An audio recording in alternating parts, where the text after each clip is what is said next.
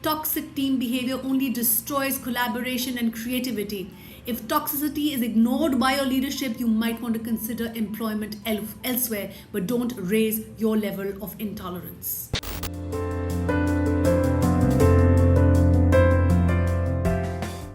Now let's talk about my most favorite toxic workplace relationships. We've all been there. Almost every one of us has been stuck with a toxic team or an environment, toxic environment. Most of us feel a little helpless and panicky when working with people who make us sore.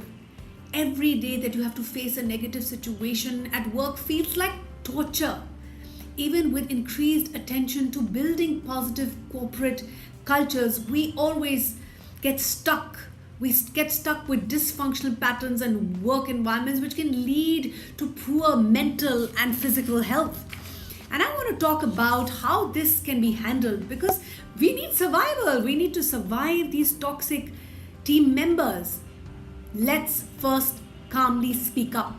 Instead of giving into intimidation tactics, vocalize when the bully exhibits undesirable behavior. You can politely, calmly, but firmly communicate that you will not tolerate abuse. And it takes courage, it takes guts, but I know we can do it.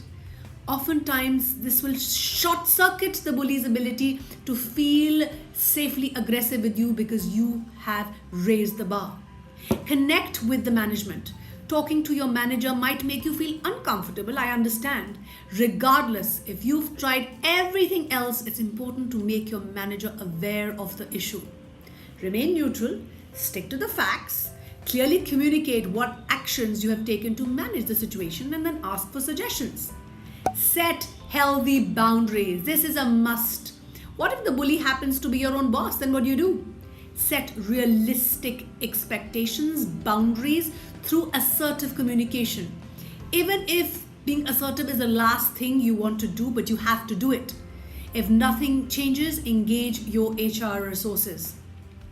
Backstabbing is another common and very, very destructive tactic used by a lot of people. Don't counter gossip. Trying to one-up your backbiter will only make you look bad. Take the high road.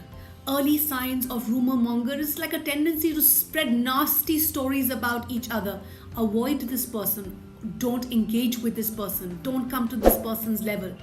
Be likable, be confident, and build positive relationship with others in your team to prevent toxic spread. Don't overshare.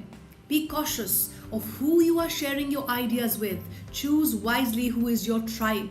Never share ideas with a gossip monger. Develop open communication with your manager and make sure that they are first to know your thoughts. This can prevent a lot of hurt and harm. Confront them. While this might sound terrifying to most people, confronting the backstabber actually helps the situation. From time to time, your toxic team member may trigger you. They want to trigger you. Usually, there is a misunderstanding that can be brought to rest and can be resolved if you calmly and openly have a conversation.